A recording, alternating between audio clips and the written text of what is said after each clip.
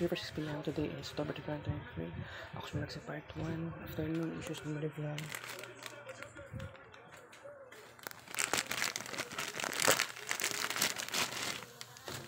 Ganihara man niyo eh. Ganihara niyo bukan.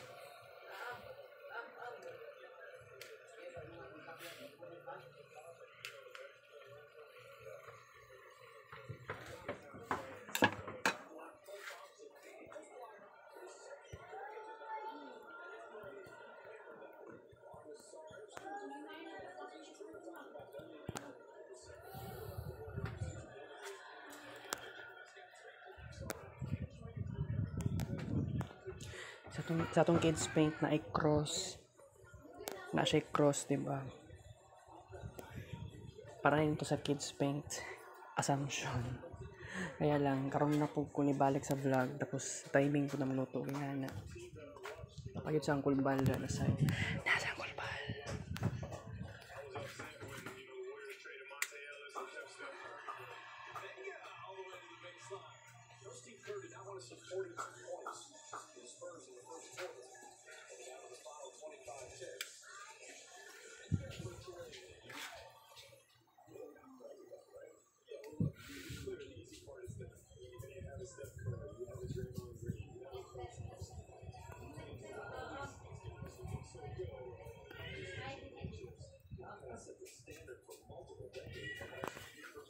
Ganyan rin ang bukal eh.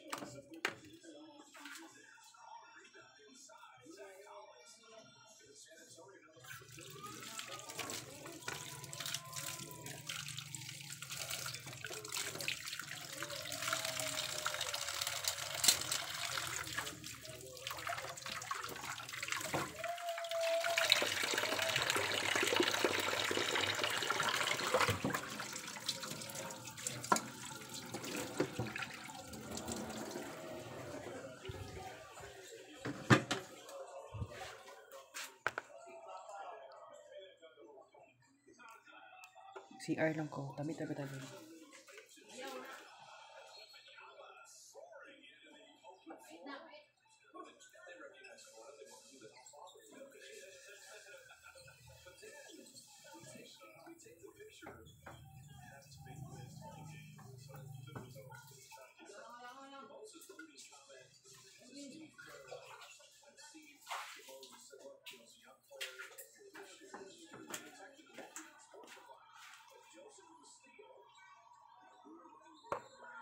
Kuman ako CR. Ako yung chika sinunod niya guys.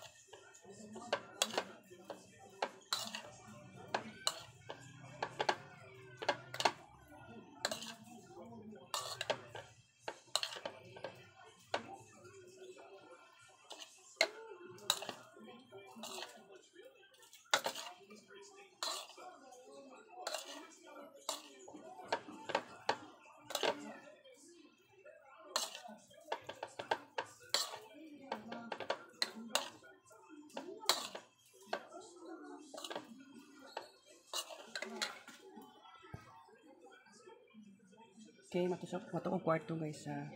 Dalo na ko ng mga pagkaon sa kwarto. Standby.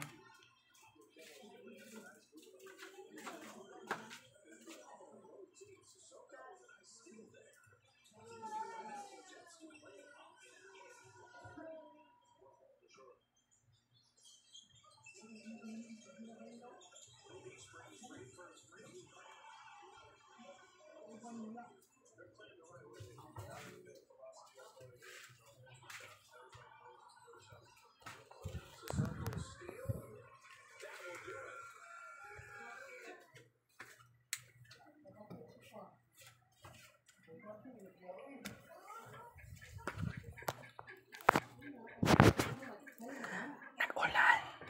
Actually, kanang pa naman kayo. As in, ulan kayo. Kanang italigsik siya, pero ganing ulan nga, mabasa ang kuan, basa ang salog, basa ang kalsada. So, more likely, ulan na gud siya. Pero alangan niya pagka-ulan. Okay, mag-check out niya ha. Pag man natong kaon. So, ako'y kaunon karong hapon. Kinaan na ako kaunon. Muna na ning bahaw sa kuhan. Wala ni bahaw unyang gabi. Muna na akong kaunon karon.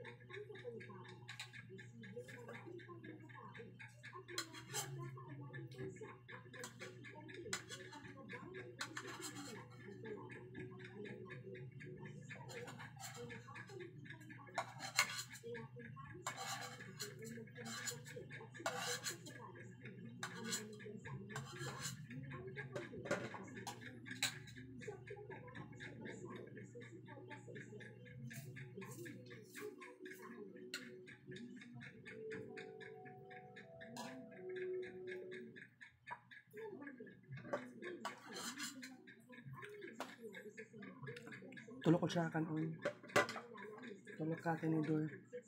Pilis pula. Konting iting perdes. Alright.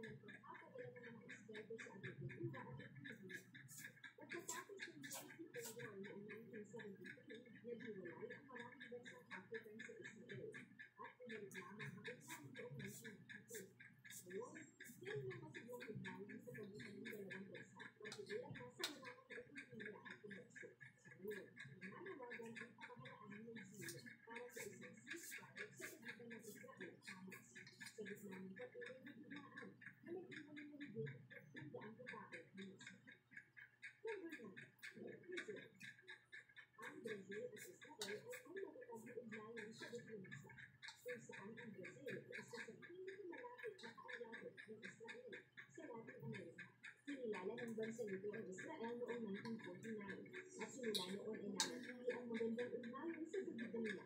Ang Brazil ay isa sa pinakamalaking supporter sa kalakalan ng Israel sa labing Amerika taon-taon. Umaabot sa halos $1.5 billion ang laki ng kalakalan sa pagitan ng dalawang bansa. Sinusuportahan din ng Brazil ang mapayapang solusyon sa tunggalian ng Israel-Palestine.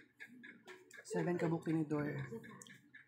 Mula noong 1952, naitatag ng Japan at Israel ang kanilang diplomasya at kalapit na pakikipagtulungan sa mga larangan kasama ang kalakalan, pamumuhunan, teknolohiya at kultura.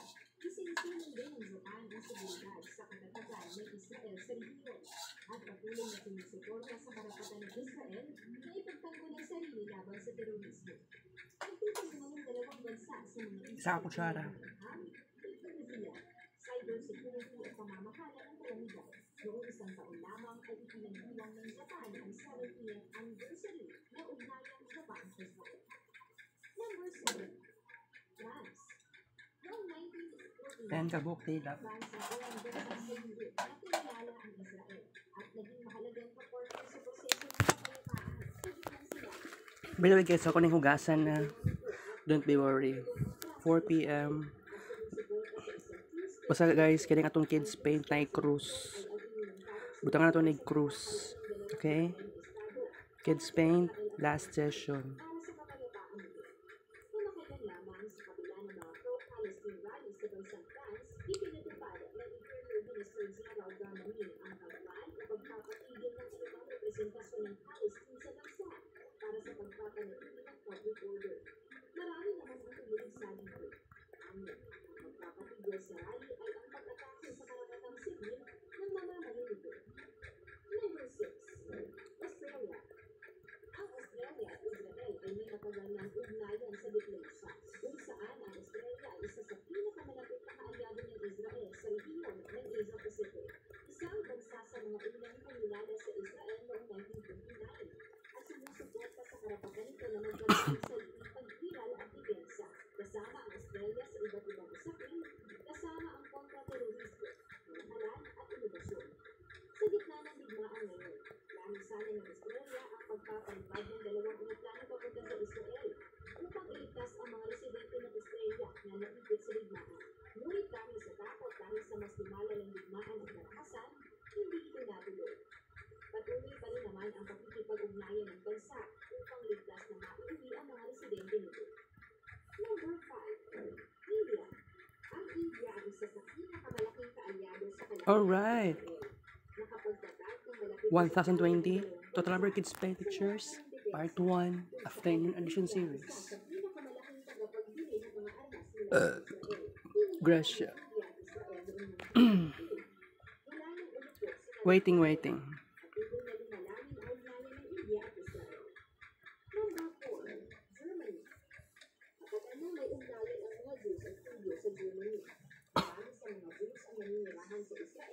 Ay may mga nilulok sa Germany. Gayunpaman, malapit ang ugnayan ng Germany sa Israel, lalo na sa larangan ng politika at militar. Nagbibigay ang Germany ng ekonomiko at militar na tulong sa Israel, kabilang na ang submarino at missile defense system. Number 2, United Kingdom. Okay guys, mag-kids paint tayo. Kasaysayan ng UK sa Israel at sa mga Jews, ang UK ay naging mahalagang bahagi sa paglikha ng Israel sa pamamagitan ng Balfour Declaration noong 1917 at nananatiling may diplomasyang ugnayan dito mula noong 1950. Sumusuporta din ng UK sa seguridad ng Israel at tumututol sa ambisyong nuclear ng Iran.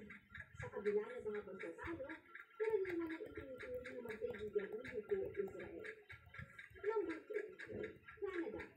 Ang Canada ay patuloy na nagpapanatili ng pagkakaibigang ugnayan sa Israel mula ng ito-itata. Noong ang bansang Israel ay nalikha noong 1948, inilala ito ng Canada at nagtakda ng opisyal na diplomasyang ugnayan ang dalawang bansa noong ika-11 ng Mayo 1949. Ipinahayag din ng Canada ang pagtutol sa kilusang boycott, divestment at sanctions laban sa Israel at itinuturing ito bilang isang ano ng anti-Semitismo. Number 1, United States. Ang Estados Unidos at Israel ay may matatag at palapit na alyansa mula na itatag ng Israel noong 1948. Nagtutulungan ang dalawang bansa sa pagkabahagi ng magkatulad ng mga Okay. tulad ng demokrasya, Wow. seguridad at katatagan sa Wow. ibang sila. Alright. US at malaking tulong militar Nagapoy Cruz ha. kung saan ito ang pinakamalaking dayuhang tagapagbigay ng tulong sa Israel. Sumusuporta din ng US sa karapatan ng Israel na ipagtanggol ang sarili at kadalasang humaharang sa mga resolusyon laban sa Israel sa United Nations Security Council. Maganda ang pagkakaroon ng ugnayan sa ibang mga bansa. Ito ay isang malaking pakinabang at tulong, lalo na sa oras ng krisis at kagipitan. Ngunit para sa Israel, ang kanilang alyansa sa mga bansa ay hindi lamang nabuo upang sila ay pagtanggol laban sa Palestine. Ito ay para isulong din ang interes ng simpleng mamamayan at sana ay maresolba na ang hidwaang nabuo sa loob ng napakaraming dekada. Sa kabikabulang digmaang nagaganap sa mundo, ang nais natin lahat ay kapayapaan. At lagi tayong mananalangin sa ating kakamping Diyos na makapangyarihan. Kung nagustuhan ng video, mag-komento, i-like, at i-share mo na rin sa iba. Salamat ka.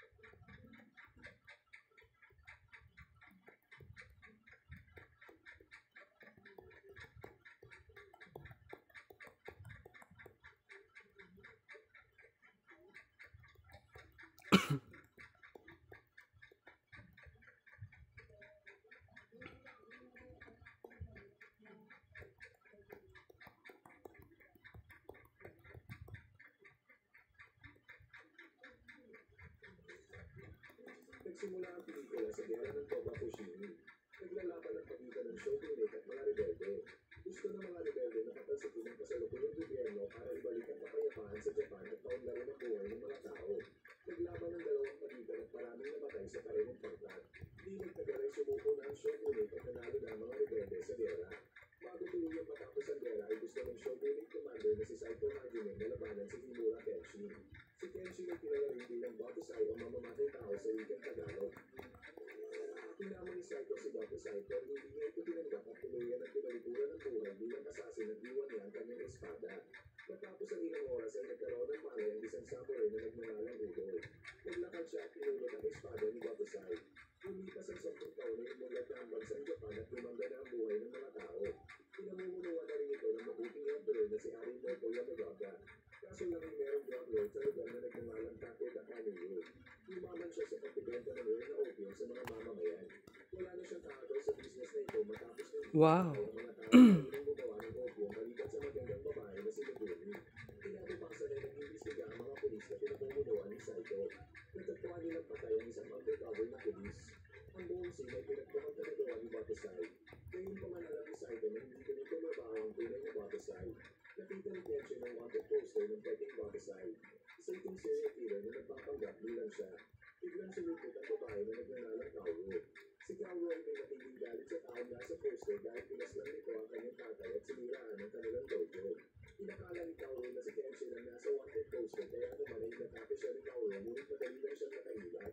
Pinakita ni Kenshin ang espada niya na nakapaligpad ng talim at pinaliwanag na isa lamang siyang hamak na nanlalakbay. Nag-sorry si Kaoru at umalis. Pinuntahan ni Saito si Kamiyo at pinagsuspende ang natauhan niya ang peking Watasai na pumatay sa undercover na pulis. Ngunit kahit kulang ang ebidensya ay hindi nila ito ninuli. Pinagabihan, pinalitaan si Kamiyo na kanyang tauhan na nakatakas si Lugumi na katagawa kamantin niya ng opium. Inutos niya kay Udo na hanapin ang babae. Si Udo ay ang nakapulot ng espada ni Kenshin sa umpisa ng pelikula at siya rin ang peking Watasai. Samantala, nagtatago si Lugumi sa police Kids Paint. Last session. Actually guys, dito ako magluto uguan, payless. Kay katong kaganiha, bago pa man ta nag-vlog no. Nali sa Angkulbal, sa gate, sa gawas sa balay namo, sa gawas sa balay. Although wala man siya ni dayon og sulod. So nagunahuna ako kung magkuan ba ko. Kung magluto ba ko og payless. Kay naman ko'y nagkampanya nga kuan kanang name udagan nga barangay kapitana. Ang apelyido kay Mayondaga pero dili na lalaki ang udagan na barangay captain. Sa una kay si kuan man to Eduardo Mayondaga. Ambot the third yata to, the third or the senior or junior na kuan to Mayondaga sa una.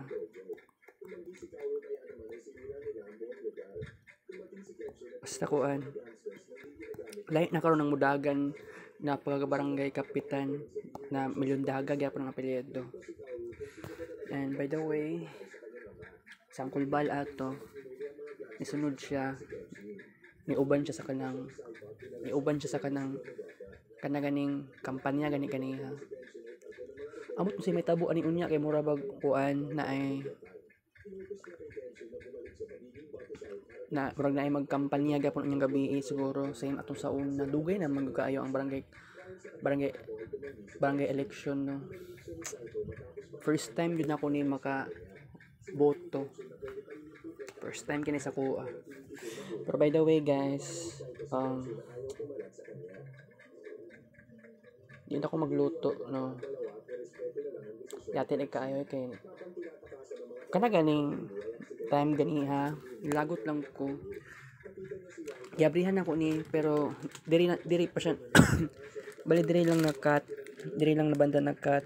Pag ingani na pagupit na ko ingani na imbes na nana ituktok sa Angkulbal time na nag-ingana na nagupitan na ning ingani lagot ko dili ko perfect yawa lang dugay man po kay ni ani sa Angkulbal sa balay na mo diri ganiha na hindi kong feeling yate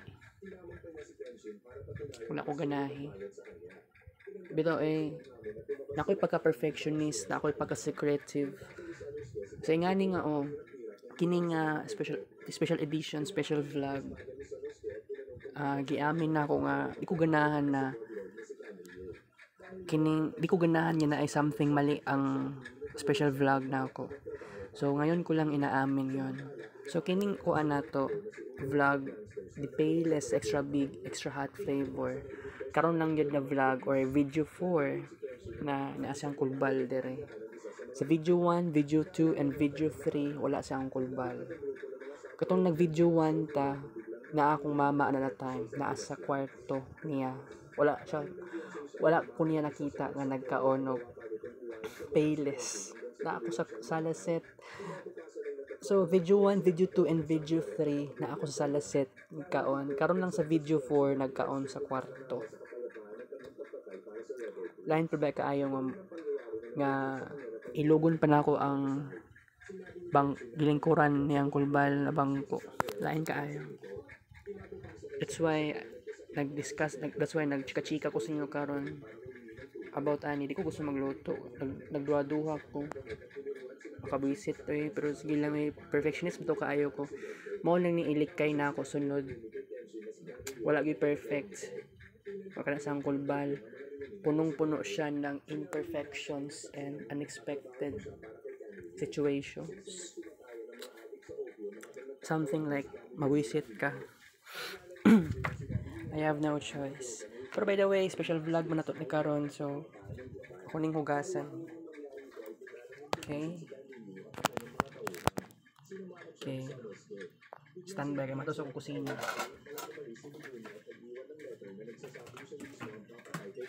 Dahil sa kanyang ginawa sa mga residente.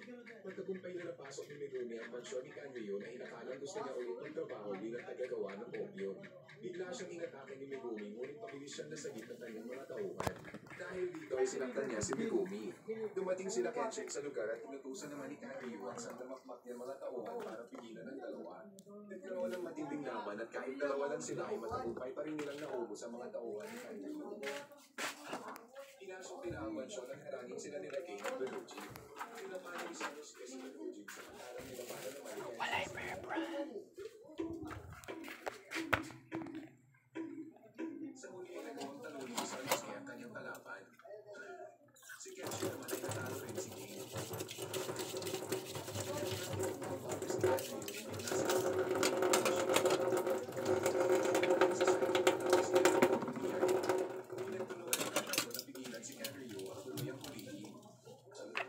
Pagtapos ay pinalaya nila si Megumi na sinabihan sila na si Kenshin para gawin ang stage. Kaya sa tinuwa ni Kenshin ang ginawa para makahuli ang pagiging batusay ni Kenshin. Naglaban ang dalawa. Nagalit si Udo na makita ang baliktad na espada ni Kenshin. Gusto niyang magseryoso si Kenshin at ilabas ang kanyang pagiging batusay o mamamatay tao. Gamit ang special technique ay pinaralisa niya ang baga ni Kaoru.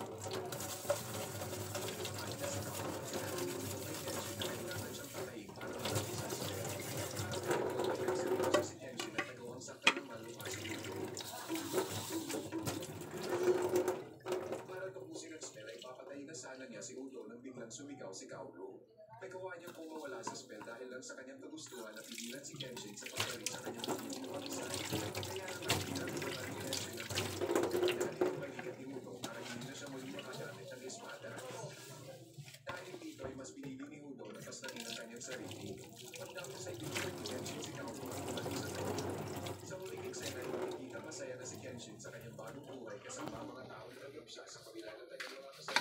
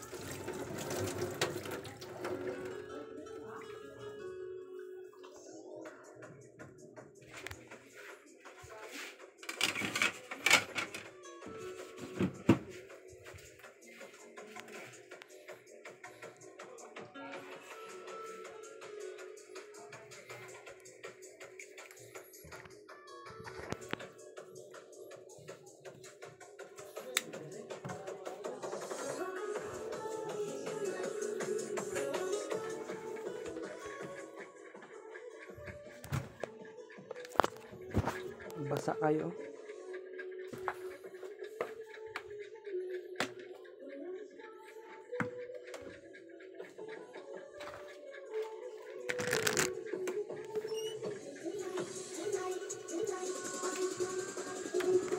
Toto!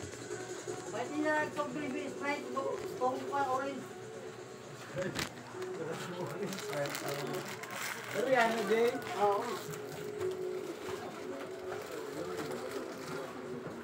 Alam ko, bago ko lahat. Gusto tayo.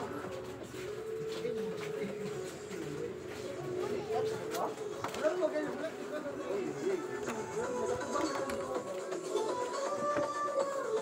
Ano yung buto ni mo, Col?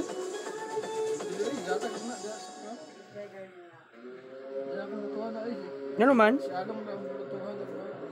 Mau lang? Oh, sabihin ng daga. yung dagat mo ha? Ay, mong kapitan, kinsa? Wala. Kuan, bitoy. Bitoy. Kuan ba Pilas lang, kapitan. Dua o? Tulo. Kisay katulo. Kuan. Bayad ka na sa Espadilla. Pwede. Dagat mo ha? Ay, ambot lang. Di pa ko sure. Pansoy ako. Pansoy, tabi ang pansoy.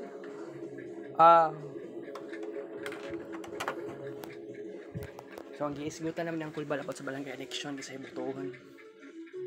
Di pa ta sigurado, no? Di pa ta sigurado. So, kita ka sa Leader Flex Vlog. Thank you for watching. 4:18 p.m.